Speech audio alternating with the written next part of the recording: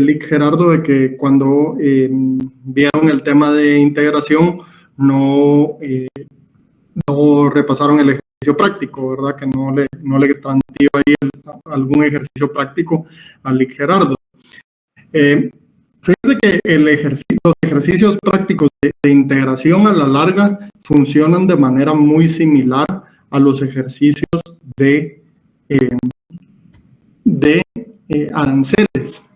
Sin embargo, funcionan de alguna manera a la inversa, ¿verdad? Entonces, si quieren, hoy vamos a tomar algunos minutos para ver cómo se da el mecanismo ahí, ¿verdad? Porque lo que pasamos es de una situación donde existen barreras al comercio a una situación donde ya no existen, ¿verdad? Entonces podemos ver cómo los productos que vienen de ese país dejan de tener esas barreras y eso termina reduciendo los precios, ¿verdad? Entonces, en lugar de subir los precios, vemos una reducción en los precios, ¿verdad?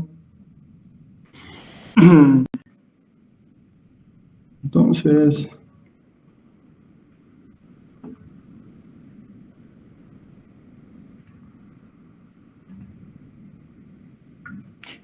ejercicio de integración, dijo, ¿verdad, Lic?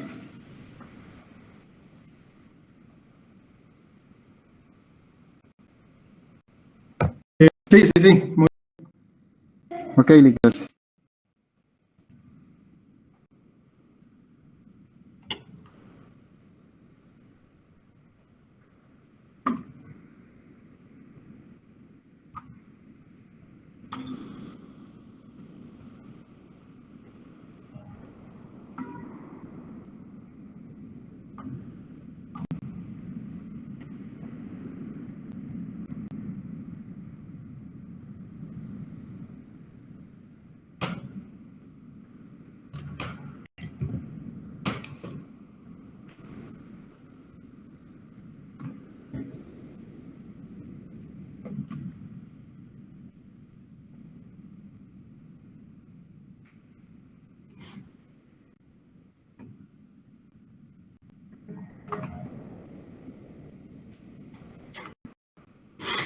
Ok.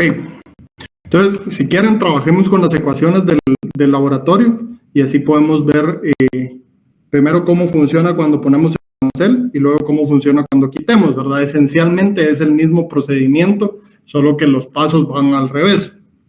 Entonces, si quieren, veámoslo primero para ver cómo resolveríamos la primera duda, ¿verdad? Entonces, nosotros tenemos acá un producto cuya oferta está descrita por la ecuación... Lic, perdone, no estaba presentando.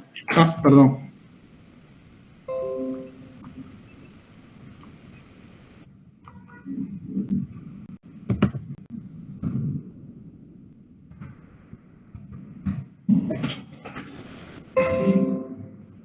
Entonces tenemos acá un producto cuya oferta está descrita por la ecuación Y es igual a 4X.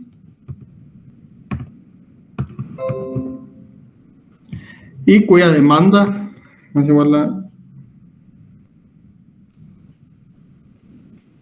menos 2X más 24.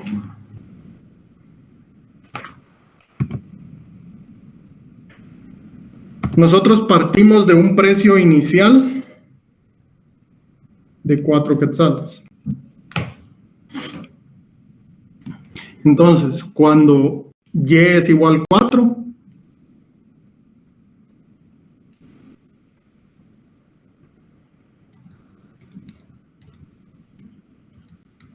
X es igual a 1. Entonces, la oferta es igual a 1. Cuando Y es igual a 4,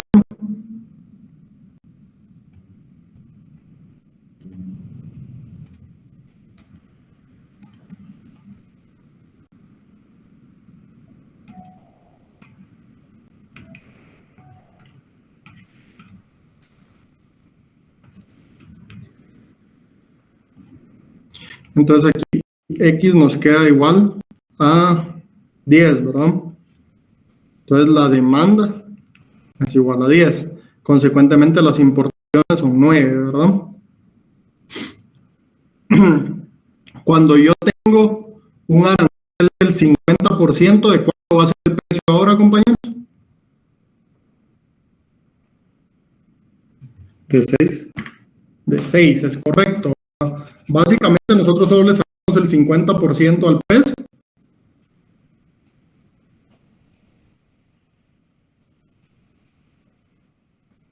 Le sacamos el 50% al precio.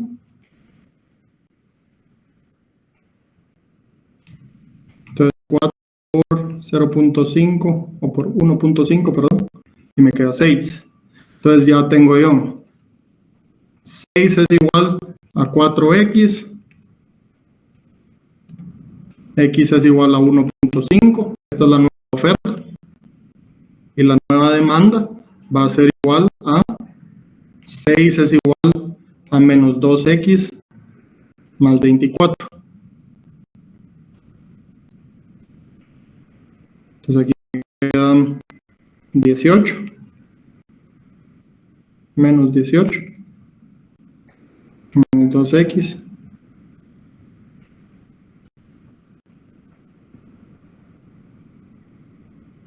y ahora la demanda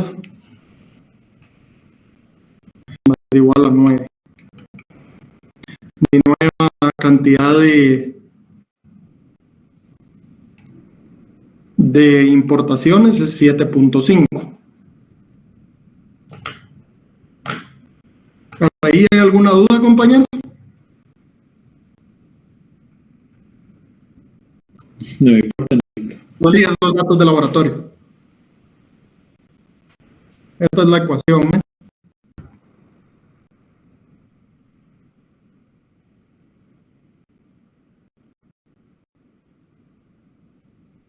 Es lo mismo, porque el 50% de 2 al final es solo de cómo usted decide abordarlo, ¿verdad? Pero si usted quiere sacarlo acá, puede sacar 4 por 0.5, le da igual a 2, y tiene que agarrar 4 más 2, es igual a 6. O puede solo multiplicarlo por 1.5, que el 1 representa su precio original, y el 0.5 el porcentaje de arancel, y le queda el mismo resultado, 6.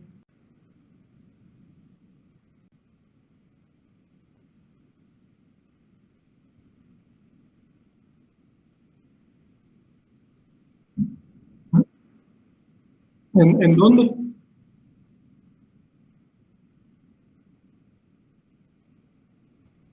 No, porque no es 2x, es más 24. Perdón, esto no es una x, esto es un 4. Perdón, sí, es esta ecuación de acá. Entonces acá tengo 24, por eso resto 24 de los dos lados y me queda 18.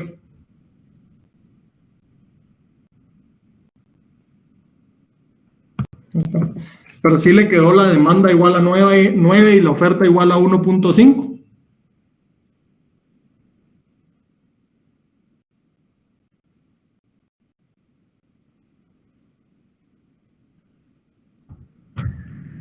Sí, aquí lo que hay que tener claro, compañeros, y el error más común, y si se recuerdan cuando lo estaba explicando yo la primera vez, creo que con el primer salón, me pasó incluso a mí, que se me olvidó poner, que puse el precio en la X y no en la Y, ¿verdad? Entonces hay que recordarse que los precios siempre van en la Y y las cantidades van en la X.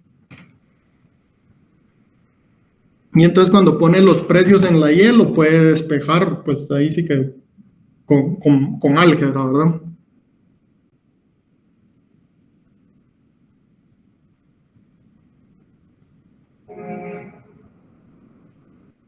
Muy bien, no hay de qué.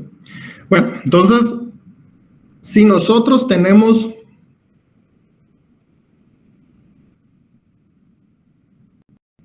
digamos que nosotros partimos de la situación donde el arancel ya está existente. O sea, tenemos y es igual a 4x, y es igual a menos 2x más 24. Tenemos un precio de 6 que incluye 50% de arancel. Entonces, el ejercicio práctico de la unión aduanera básicamente es qué pasa si yo elimino ese arancel. Entonces, como pueden ver, es bastante sencillo, ¿verdad? Solo es el ejercicio de los aranceles a la inversa, ¿verdad? Entonces, ¿qué voy a esperar yo? Voy a esperar que el precio disminuya, voy a esperar que la oferta local baje, voy a esperar que la demanda suba, voy a esperar que el excedente del consumidor aumente, el excedente del productor baje. Esos serían los resultados de entrar en una unión aduanera, ¿verdad? El principal beneficiario de esa situación son los consumidores, ¿verdad? También podrían haber algunos argumentos en esos casos de que existen otros beneficiarios que van a ser las empresas, y las empresas van a ser beneficiarias porque a la larga las empresas que son eficientes y eficaces van a poder ser competitivas, ¿verdad? Pero eso es un argumento que va más allá del modelo. Pero esencialmente el ejercicio práctico de las uniones aduaneras o de la integración económica es eliminar los aranceles, ¿verdad? Es hacerlo a la inversa.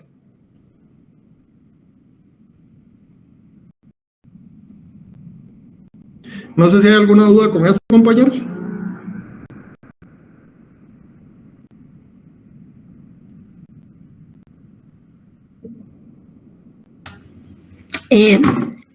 Perdón, entonces usted indica que, digamos, ahí obviamente el precio de 6, entonces Nelly, sería Nelly, el ejemplo de regresarlo a 4. Sí, Nelly, permítame, es que tengo los dos salones, entonces me están hablando ahorita al mismo tiempo. Perdón, Emilio, ¿me podría decir?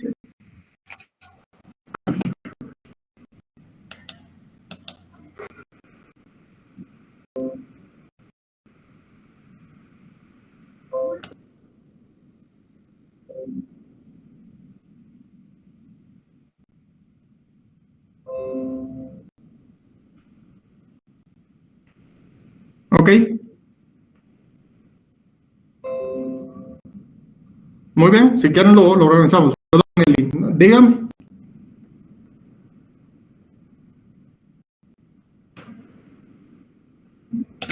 Sí, entonces sería que sería el arancel, entonces sería como regresar el precio a 4 Es en correcto. este ejemplo. Es correcto. ¿Perdón? Sí, es correcto, ¿verdad? Entonces es como regresar el precio a 4. Entonces, básicamente aquí lo que pasamos es que regresamos el precio a 4 y se hace todo el ajuste del modelo al revés, ¿verdad? Entonces lo que va a mandar ahí es la etapa, la etapa inicial, ¿verdad?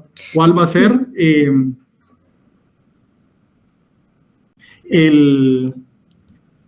cuál va a ser ¿cómo se llama? Como que el estado inicial, si tenemos o no tenemos aranceles. Y entonces con base a eso, ya sea el movimiento va a ser uno de aumento de precio o de disminución de precio. Ok, gracias. Y sería igual entonces si sería el caso de cuota, ¿verdad? Sí, sería igual si sería el caso de cuota, elimináramos una cuota. Eliminadas una cuota. No. Gracias, Lee.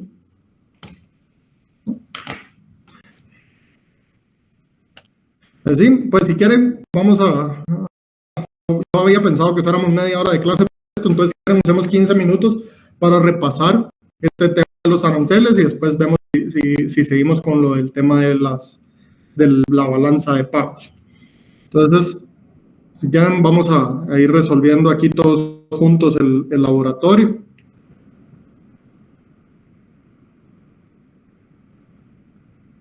Licenciado, buenas noches. Disculpe, yo me acabo de unir ahorita. ¿Qué es lo que se está resolviendo ahorita? Disculpe. Compañeros, solo les pido por favor que usen la manita para que les demos la palabra, porque como hoy estamos con los dos salones, se complica un poco. Estamos resolviendo lo del laboratorio, compañero. Muchas gracias. Sí. No. lo vamos a ir resolviendo. Pues aquí tenemos 4x, y es igual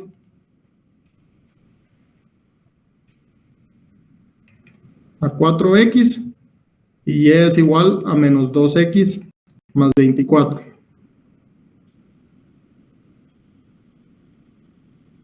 Entonces, si yo quiero, tengo un precio de 4.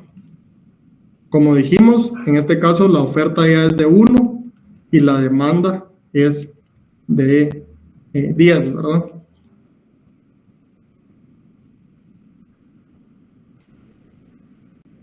Sí, de 10. ¿Qué más nos pide el laboratorio?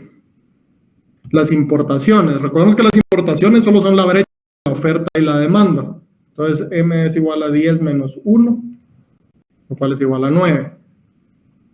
Y luego tenemos el excedente del consumidor y el excedente del productor.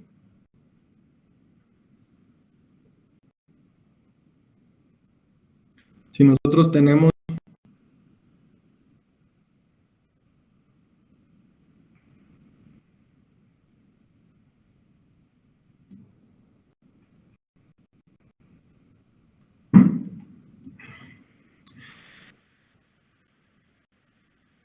empecemos con el consumidor. El excedente del consumidor va la distancia entre el precio y el intercepto de Y va a ser 20. Esa es la altura. La distancia entre el eje y la oferta es la demanda.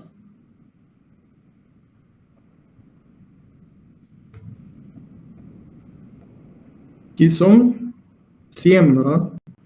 Entonces, ese va a ser el excedente del consumidor, que representa esta área de acá.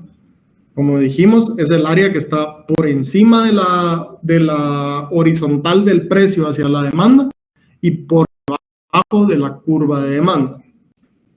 Para el excedente del productor, nosotros vamos a tomar el área que está, de color, el área que está por encima de la curva de oferta y por debajo de la horizontal de precios, ¿verdad? Entonces, en este caso tenemos la horizontal de precios es 1, la altura es 4, dividido 2, el excedente del productor es igual a 0.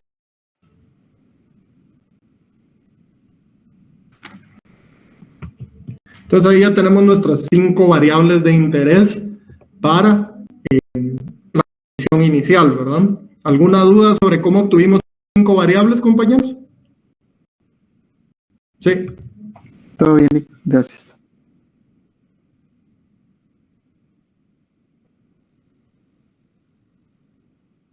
No, lo sacamos de la demanda.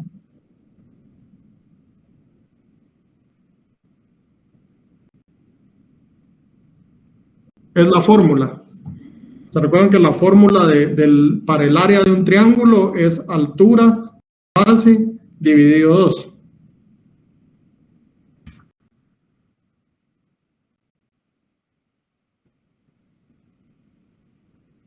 No, el 1 lo sacamos de acá, de la oferta. Y el 4 lo sacamos de la diferencia entre C, que es el intercepto de Y, ¿sí? Más 4. O sea, la distancia que hay entre 4 y el intercepto de Y para el producto.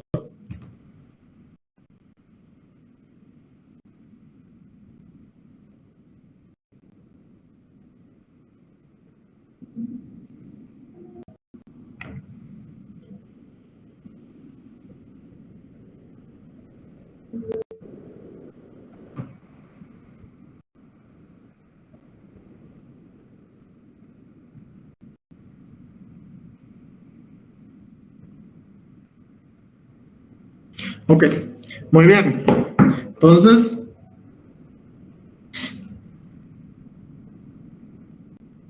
si nosotros tenemos un aumento del precio de 50%, entonces el precio va a ser 6. Vamos que 6 esté por acá.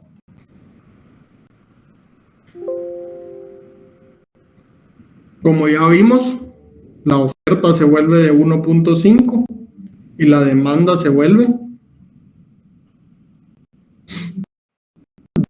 9. Las importaciones se vuelven de 7.5. Eso ya lo dejamos, ¿verdad? Ahora, ¿cuánto se vuelven los ingresos fiscales? Si recuerdan, los ingresos fiscales son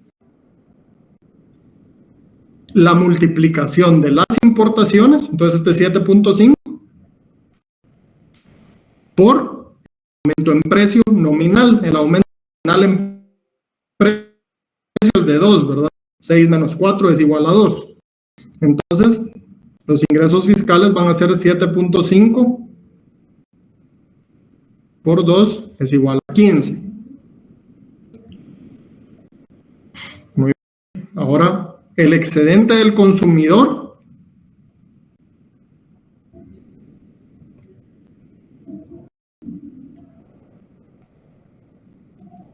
lo tenemos acá nuevamente. ¿Cuál es la distancia entre 6 y 24? Son 18, ¿verdad? Por la demanda, 9, dividido 2.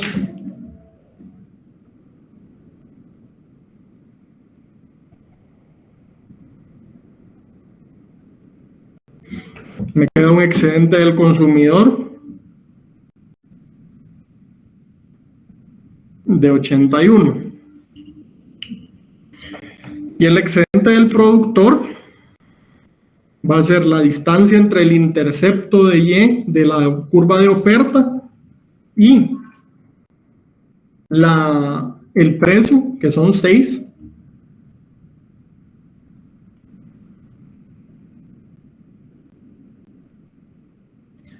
por la cantidad ofrecida, que es 1.5. 1.5 por 6 es igual a... ¿Cuánto es 1.5 por 6, compañeros? Son 9, ¿no? 9 dividido 2, 4.5. Entonces ya tenemos el excedente del consumidor y el excedente del productor. ¿Cuál es el costo de la política? El costo de la política, antes nosotros teníamos un excedente del consumidor de 100 y ahora es 81. Entonces, el consumidor perdió 19. 15 de esos 19 se fueron para el Estado en forma de ingresos financieros, ingresos fiscales, perdón. Entonces queda un remanente de 4, ¿verdad?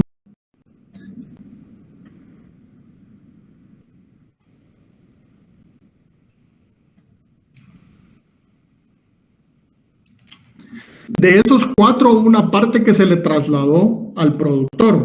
¿De cuánto era el excedente del productor antes, compañeros?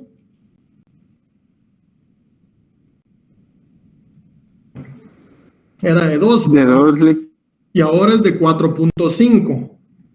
4.5 menos 2 es 2.5. Esto me queda 1.5. El costo de la política es 1.5.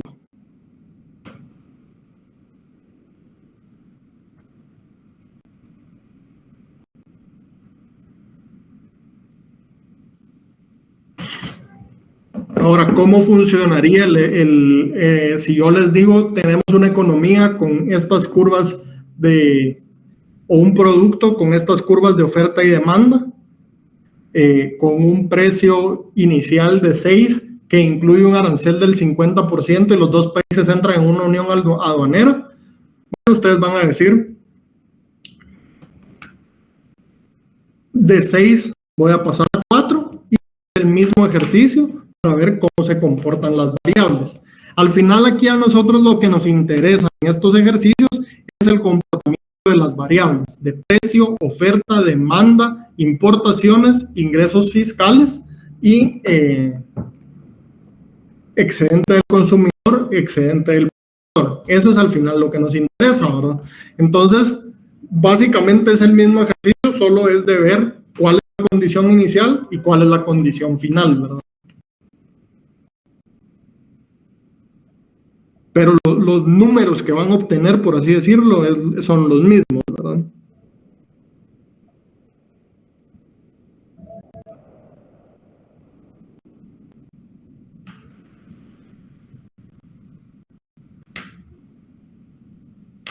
¿Estamos claros ahí?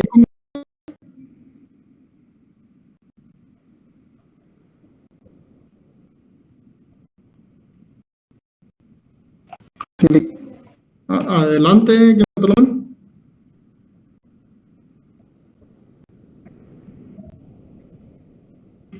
O tal vez solo fue el chat. Dígame, sí, sí, sí.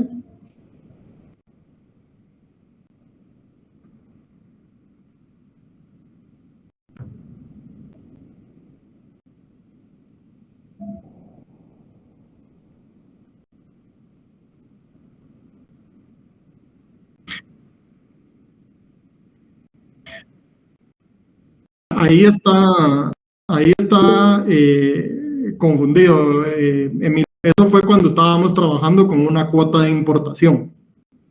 Recuérdese que el arancel automáticamente actúa sobre el precio.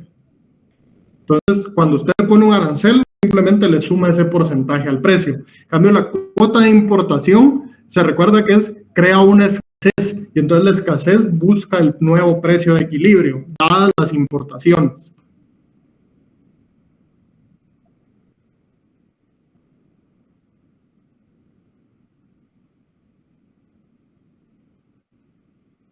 Bien, con ustedes sí cubrí aranceles, eso sí estoy seguro. No sé si los demás compañeros me corroboran que con ustedes sí cubrimos aranceles.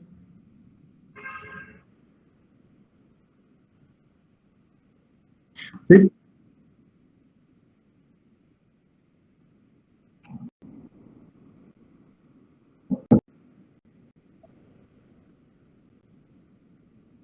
Sí, es que la cuota de importación y el arancel son diferentes. Y como les digo, yo iba parejo en las clases, solo en las cuotas de importación me adelanté un poquito con el primer salón, pero sí, las dos clases íbamos parejos. Entonces, sí, el arancel es diferente, el arancel actúa directamente sobre el precio.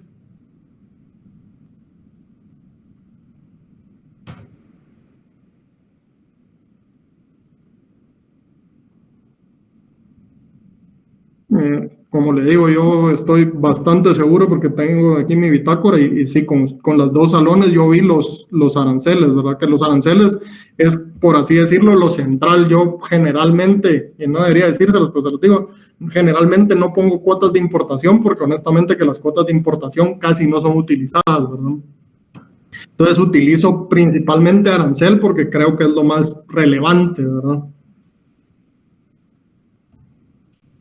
Pero sí, al final así es como se trabajan los aranceles, ¿verdad? El arancel actúa directamente sobre el precio.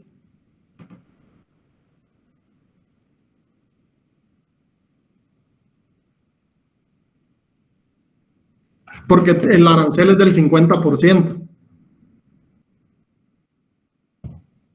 Ajá, entonces el arancel es el 50%, es un porcentaje sobre el precio inicial. Entonces, ahí está la clave, ¿verdad? En el arancel, usted va a poner siempre el precio como un porcentaje del precio inicial.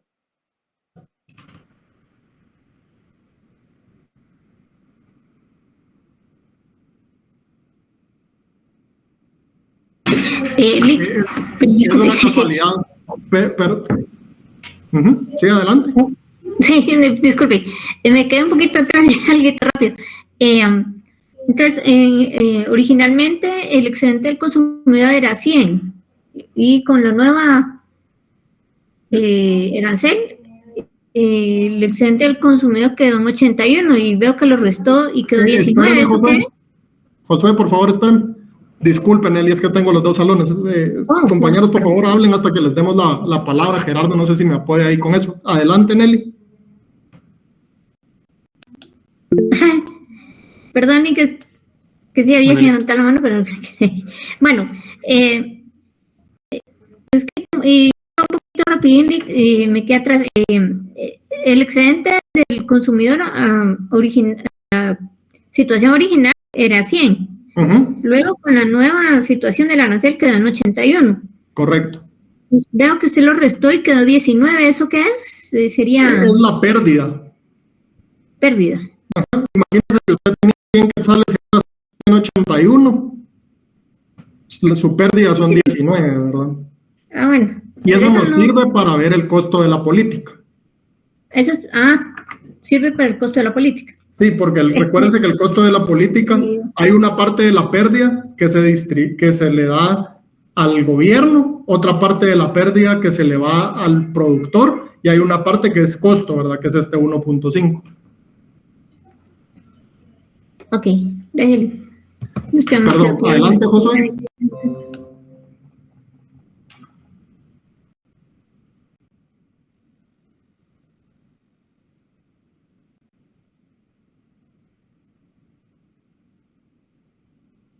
Porque bajó, porque subió. Cuando los precios suben, la demanda baja y la oferta sube.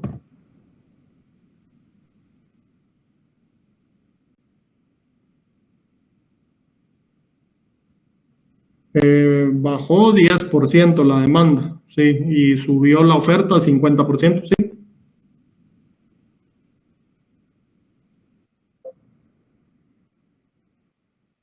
Se van a multiplicar por el aumento nominal de precio.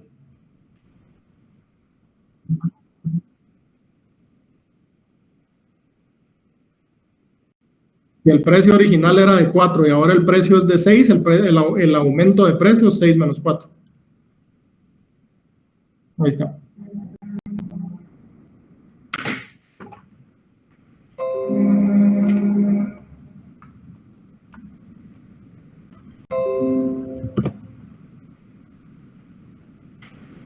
¿Alguna otra duda, compañeros?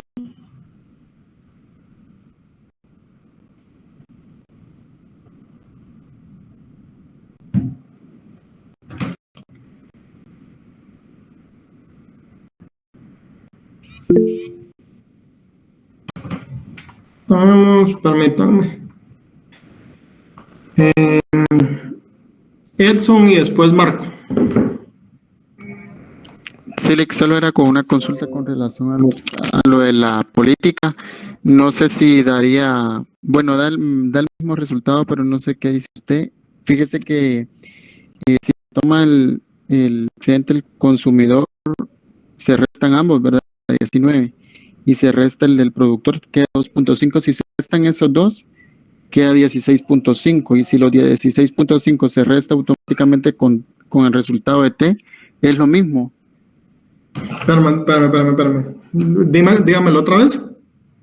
Es el mismo proceso, solamente que el 19 lo resta con 2.5. Le queda 16.5. Y lo resta automáticamente con el valor de T, le queda el 1.5. Sí. También se puede aplicar ese proceso. Sí. Ahí sería un típico caso de que el orden de los factores no va a afectar el producto, ¿verdad? Entonces sí, no habría problema. Ok, gracias. Adelante, Marco.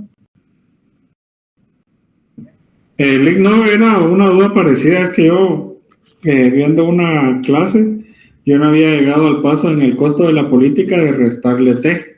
Entonces yo me había quedado que mi costo de política sí era 16.5 y al aplicarle pues T ya me quedaría en 1.5, pero...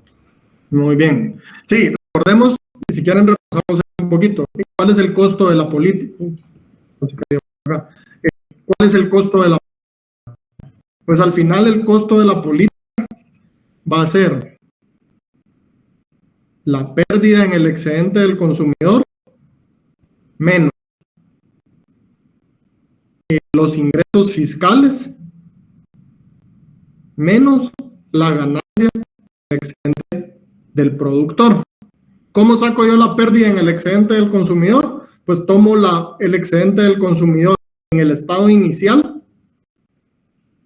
y le resto el excedente del consumidor en el estado final, 100 menos 81. Y para la ganancia del productor, tomo el excedente del productor en el paso 2 y le resto el excedente del productor en el paso 1.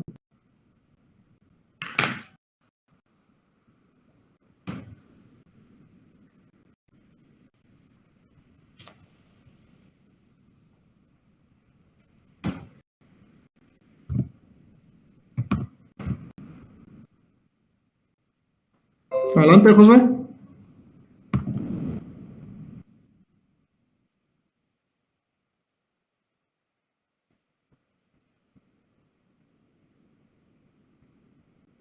Pues el 4 es el paso intermedio, por así decirlo, ¿verdad?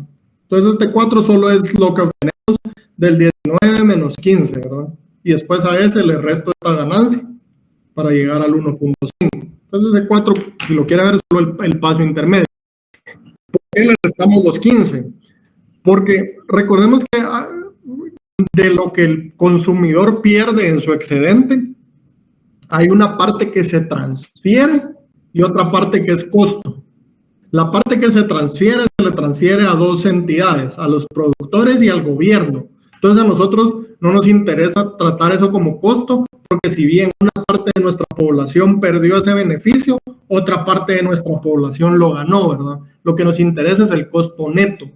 Es decir, cuánto es lo que se reduce el excedente del consumidor, que esencialmente no se le transfiere a nadie, ¿verdad? Entonces eso es lo correcto.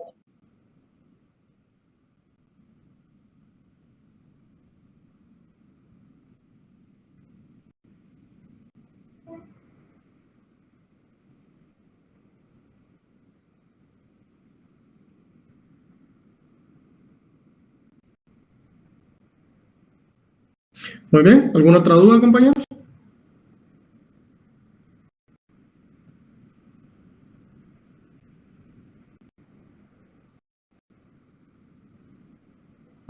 Todo bien, gracias.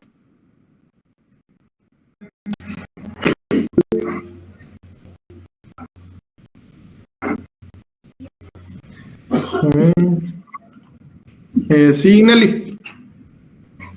Solo para confirmar, le dijo que entonces la política era 4, ¿verdad? No, el costo de la política es 1.5. El 4 es como solo es un paso intermedio. Si lo vemos acá con números, se lo voy a limpiar un poco acá, que ya está muy sucio esto. Es que entendí, sí, 19 menos 15. Menos 2.5, que es lo que ganaron los productores. Menos 2 puntos. Ok, gracias. Entonces, si lo vemos, primero saquemos estas tres de acá para sacar el costo de la política. Entonces, vamos a decir que el costo de la política es igual a la pérdida en el excedente del consumidor menos los ingresos fiscales menos la ganancia en el excedente del productor. Entonces, ¿cómo saco esto? La pérdida del excedente del productor es el excedente del productor, el excedente del consumidor. El excedente del consumidor en el periodo 1 menos el excedente del consumidor en el periodo 2. Entonces, en el periodo 1 yo tenía un excedente consumidor de 100, en el periodo 2 yo tengo excedente de consumidor de 81. Entonces, mi pérdida en el excedente del consumidor va a ser 19. ¿Alguna duda ahí, compañero?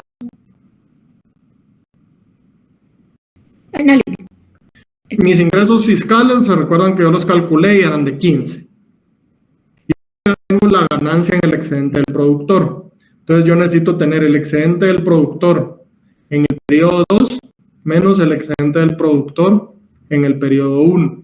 Entonces yo ahí tengo 4.5 menos 2. Me da 2.5. Entonces aquí yo tengo 19 menos 15 menos 2.5.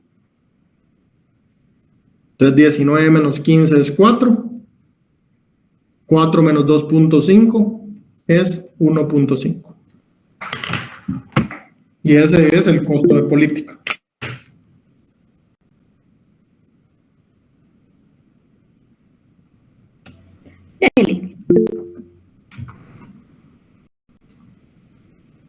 Adelante, Rainier. Es que lo que pasa es de que la manera en que yo había operado el costo de política era de una forma un poco distinta. De igual forma, pues sí me dio el mismo resultado. Y era básicamente calculando el área de exactamente los dos triángulos que que restan cuando se termina calculando el resto de variables, por ejemplo, el excedente consumidor, excedente productor y también los ingresos fiscales. Básicamente, pues se puede visualizar un poco dentro de la gráfica. Un ejemplo, pues si se hiciera un poquito más grande, ¿verdad? Podría visualizarse los dos triángulos, ¿verdad? Donde básicamente se notan las pérdidas, ¿verdad? Que corresponde a los costos de la política. Entonces, no sé si estaría bien que un ejemplo en el examen yo lo operara de esa forma, ¿verdad? O sea, cualquiera de las dos maneras. Pues, o sea, le quería preguntar si es igualmente válido. Sí, los dos son igualmente válidos. De hecho, ahí usted hizo el paso quizás un poco más complejo, ¿verdad? Pero sí, es perfectamente válido. Lo que el compañero dice aquí, miren, y eso aparece, no sé por qué me salió esa de ahí, es lo siguiente. Muchas gracias por el aporte, René, es cierto, o sea, esa es la otra forma de calcularlo,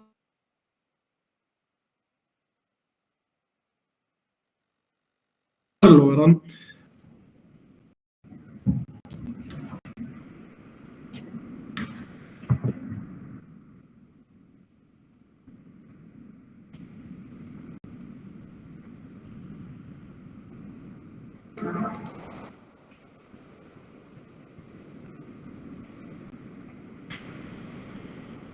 Es esto de acá, ¿verdad? Entonces, por ejemplo, si nosotros partimos de un precio inicial de 4, entonces aquí tenemos nuestro excedente del consumidor y nuestro excedente del productor. Subimos a un precio de 6. Entonces, nuestro excedente del consumidor ahora solo es esto de aquí, ¿verdad?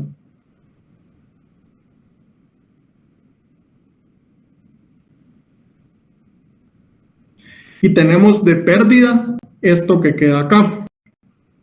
Sin embargo, podemos ver de que esta brecha de acá son las importaciones, ¿verdad?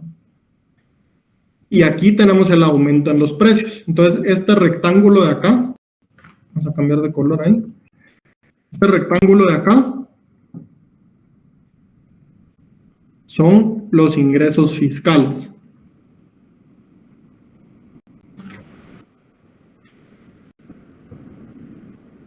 Y tenemos acá el excedente del productor, que originalmente era esto, y que aumentó por esto. Y restan dos triángulos, ¿verdad? Uno acá y el otro acá. Si nosotros sacamos el área de esos dos triángulos, obtenemos el mismo 1.5, ¿verdad? Entonces, esa es otra manera en que podemos encontrar el costo de la política.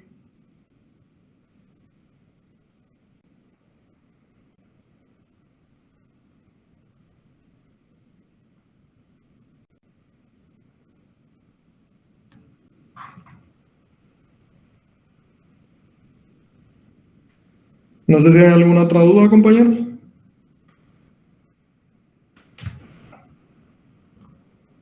Sí, José.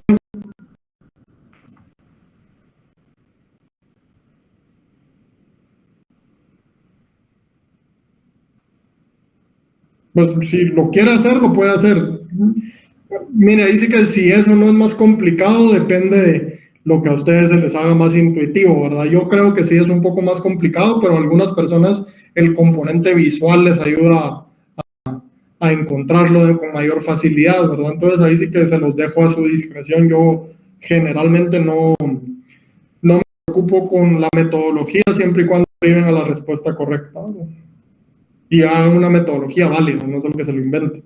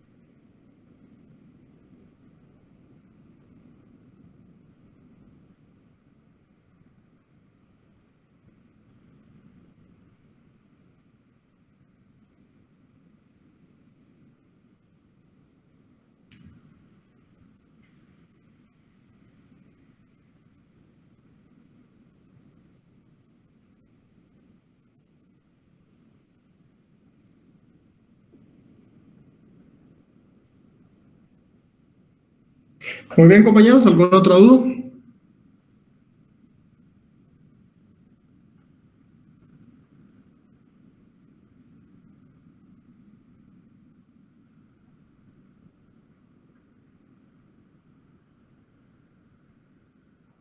Todo claro, licenciado, gracias.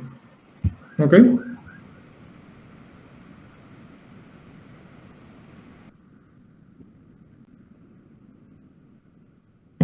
Ok, muy bien, compañeros.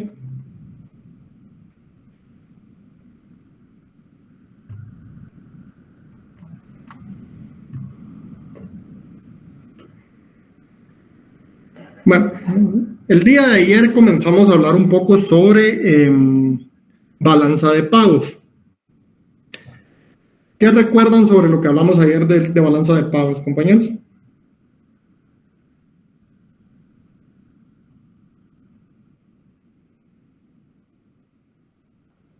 Muy bien, ¿verdad? Ahí tenemos algo, ¿verdad? De que las remesas son, en el caso de Guatemala, las que al final eliminan los déficits que estaríamos experimentando, ¿verdad? ¿Qué me pueden decir sobre la estructura de la balanza de pagos? ¿Qué entienden ustedes por la estructura de la balanza de pagos?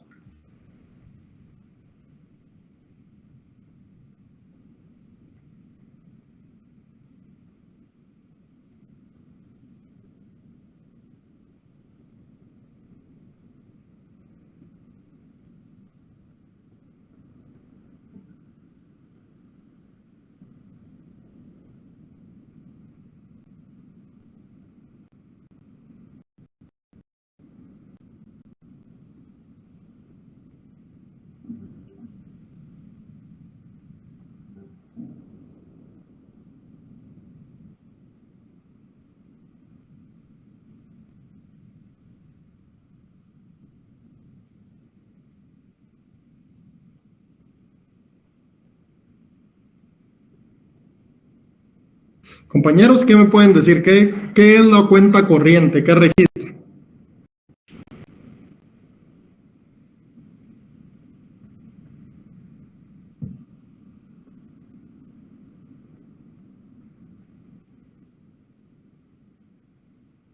Correcto, ¿verdad? Registra principalmente transacciones de eventos que transcurren durante el periodo en curso, ¿verdad? Entonces, aquí estamos hablando de exportación e importación de bienes, exportación e importación de servicios. Confirmé con algunos compañeros de Vanguard y ellos me dicen que sí, que generalmente en las dos cuentas donde se van a registrar los temas de call center, compañeros, son esta de acá, de otros servicios, y esta de acá de pago a remuneración de los empleados.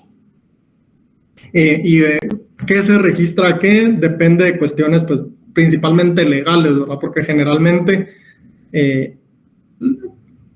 como que los empleados, la mayoría de los empleados de call center aquí en Guatemala no trabajan directamente para la casa matriz.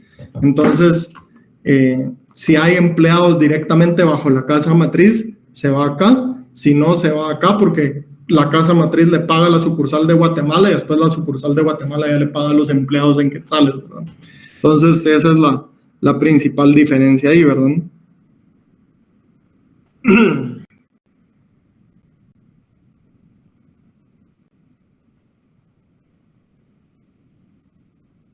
Entonces, básicamente, si lo queremos ver en términos contables, la cuenta corriente lo que nos dice, lo que nos da es un flujo de ingresos, ¿verdad? Es decir, esto de acá nos da ingresos y egresos, ¿verdad? No nos da compra de activos, pero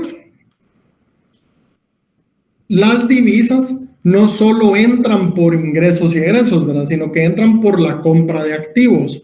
Y un activo básicamente es algo que me puede generar ingresos a futuro, ¿verdad? Entonces, nosotros vamos a tener otras dos cuentas que le llamamos la cuenta capital y la cuenta financiera. ¿Qué es la cuenta capital? La cuenta capital básicamente registra transferencias de activos no productivos. Es decir, activos que Si por alguna, y por eso es que casi no tiene movimiento, ¿verdad? Porque existe poca transferencia de activos no productivos. Por ejemplo, si alguien hiciera una donación en especie de infraestructura, ¿verdad? Digamos que nos regalaran un puente o que alguien regalara eso, pero no lo diera de manera líquida, sino que un activo, generalmente se registraría aquí en la cuenta capital, ¿verdad? Se registraría que divisas ingresaron por ese motivo.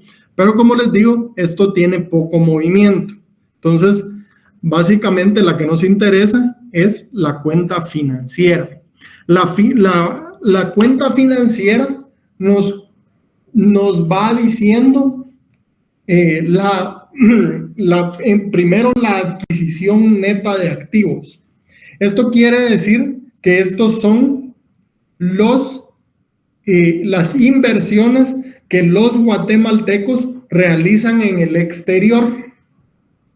Entonces, si en la cuenta corriente nosotros íbamos haciendo un balance automático, en la cuenta financiera nosotros tenemos como que solo un cuadre arriba, ¿verdad? Entonces, en la primera vamos a tener la adquisición neta de activos, donde vamos a tener las compras que los guatemaltecos hacen de activos, y luego aquí vamos a tener la adquisición o la venta de pasivos. Estas son las inversiones que los extranjeros realizan en Guatemala.